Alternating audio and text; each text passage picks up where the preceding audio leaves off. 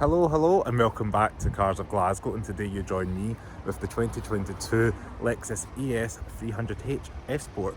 Apologies for being outside today in the Scottish rain. So in today's Glaswegian Scottish summer day, as you can see by this nice grey skies, we have this lovely Lexus ES 300h F-Sport.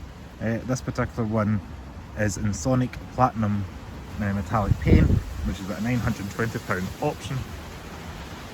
And there's also got a couple of packages on top of the F-Sport package that gives you things like these tri-LED headlights, which I think look pretty cool, pretty sleek. We've also got the F-Sport spindle grille up front with the metallic finish around the trim of the car. As you can see, it kind of goes around the spindle grille. Almost like a bronze looking colour, anodised kind of colour. I don't know what the official thing was. I was looking at the website and I couldn't seem to see what the trim's called, but pretty decent. And we've got the blue hue around the Lexus badge to let you know it's a hybrid. And the Lexus ES is the first time it's actually here in the UK, but I believe it's the 7th generation. It's been out in America since about 1989. Here in the UK it replaced the Lexus GS Saloon. So as I mentioned, this is an F-Sport, and you can tell that by the spindle grille. It's got that funky design versus vertical lines. We've also got F-Sport emblem front fenders, just to let passers-by know you've got the F-Sport package. And for 2022, the F-Sports have these 19-inch black alloy wheels, which are 235/40 for anybody interested in that. And down here, the F-Sport package also adds these black mirror caps that look pretty good. I said if you get anything other than black, you'll see that offset nicely there. And we do have a little vortex that Lexus put in to kind of make things a little bit quieter and airflow smoother. We have a hybrid badge down below on the rear doors, just to allow people again know you're driving a hybrid. And round the rear, the car looks pretty neat. I like the fact the rear lights kind of give you almost a 3D effect. I like how they jump out. I like that there. And this metallic trim isn't quite chrome again. It's more like that bronzed anodised look. And the little L's look like, the little lights all look like L's. And I did notice the rear camera as well is built into the boot as well, instead of just kind of standing out. So that's quite nice. And also Lexus don't make any notion this is anything other than an economic kind of car. It's not going to be a performance variant, so there's no fake exhausts or visible exhaust at all. It's just the bumper. But if a quick look in the boot, a big car like this you would expect a decent sized boot. It's nice squared off area and it's very easy to use. It's about 454 litres of boot space it's claimed, and as you can see with those little pockets dug out at the sides, you're going to get your golf clubs and other equipment in there quite easily. It is about 76 litres less than something like an Audi A6 or BMW 5 Series, so just bear that in mind if you're looking for maximum space. Underneath we've got a little bit of your kind of tyre jack, or car jack, sorry, tyre sealant kit, etc. And we've got a little hatch there that can fold down to put your skis, and we've got your tie down hooks at the side. But overall, pretty decent sized boot. And on the boot we've also got this little lip spoiler that kind of gives a little nod of sporting credential, but I do like the fact it makes it a little bit more aggressive, just a little bit, just gives it a bit of something special in this kind of frame that you're going to see in the camera. It looks pretty decent. In the rear, this car is positively huge. I've just locked myself out. So in the rear of the ES we've got plenty of rear room. I would almost say it rivals the LS just with regards to actual knee room. I'm 5'11" for reference, and that seat's quite far back for the driver, and I've still got plenty of knee room. Headroom's pretty decent as well. I've not been in the new LS myself, so I'd like to see how that compares, but headroom's pretty decent. I said this would make a perfect family car, executive car if you're carrying passengers, and what I could imagine it being is a nice Uber Lux or something, because you've got charge ports, a little bit of kind of storage there, looks like airplane style. Everything feels well built and solid. And as I said, you've just got so much legroom. Also, if I fold this down, we have a little bit of storage in here for your goodies, the 2 cup holders in the back, and how smooth that operation is. And also like that trim, if you can see on camera, it's black but it's kind of got little lines in it. Then down here you've got 12 volt power outlet and your USB-C ports down here.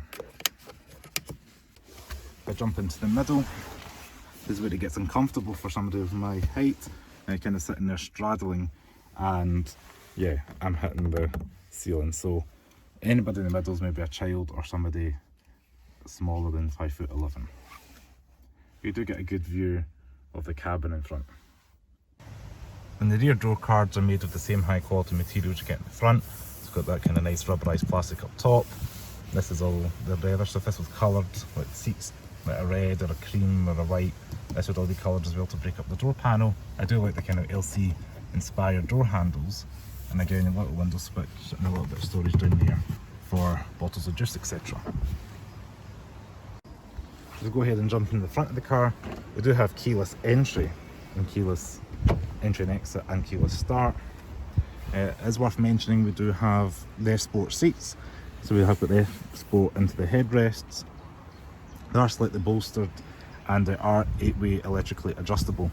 So you've got 2-way lumbar support, and this is going to offer you many ways of support. As you can see, lift that. I like how the front there lifts up and down, pretty neat. We'll go ahead and jump in the car. So being the F Sport, is like the seats, we've got an F Sport steering wheel.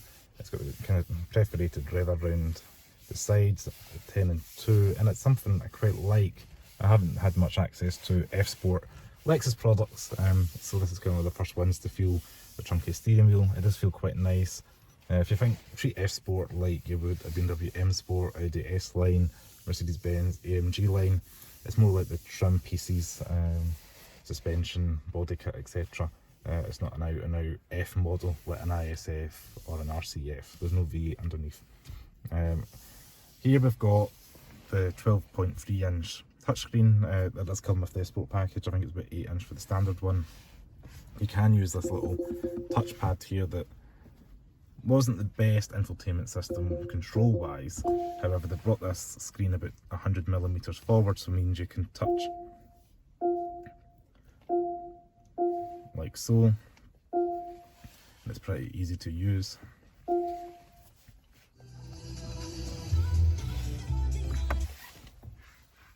And down here you've got your fan speed, etc. I'm just going to put the car on, so foot in the brake, power button, and being a hybrid, you get no noise from the electric battery powering the accessories up.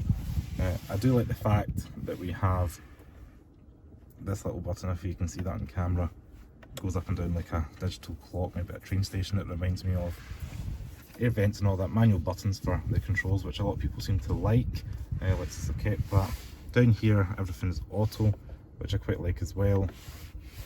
So you can just touch that once, or you can set it if you want a heated seat on, but if you own this car I would just leave it in auto, which means on a cold day it's going to give you the heated seats and heated steering wheel.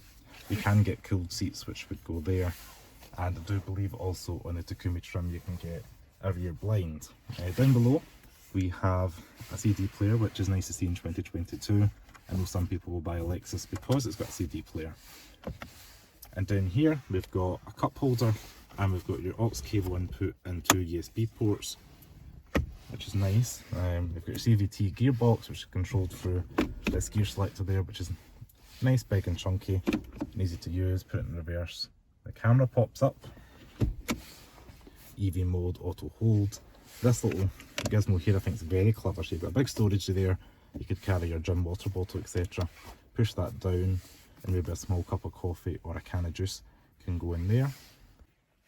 We've also got a double hinged centre armrest there for passenger and driver.